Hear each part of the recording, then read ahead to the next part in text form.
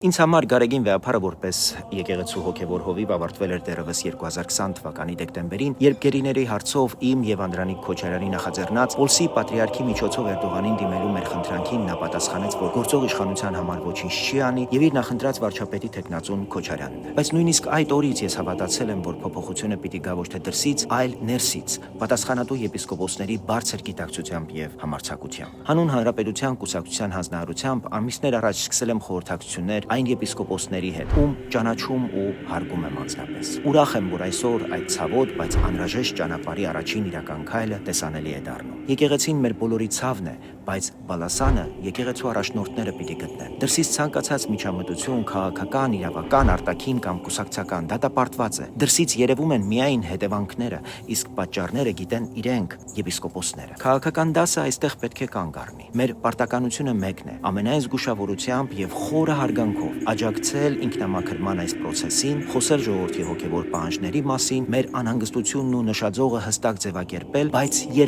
երբեք չկուսակցականացնել եկեղեցին։ Վեհափարը շուտով կթողնի լուսավոր չգահը։ Այդ պահից պատասխանատվությունը պիտի ստանձնեն եպիսկոպոսները։ Հիմա ժամանակն է, որ եկեղեցու առաջնորդները որպես հովիվներ ժողովրդին առաջնորդեն մաքուր խղճով, համարձակ խոսքով եւ խորը գիտակցությամբ, որ եթե եկեղեցու տունը կանգնի ամուր հիմքի վրա, նույնքան ամուր կկանգնի նաեւ մեր պետականությունն ու մեր ապագան։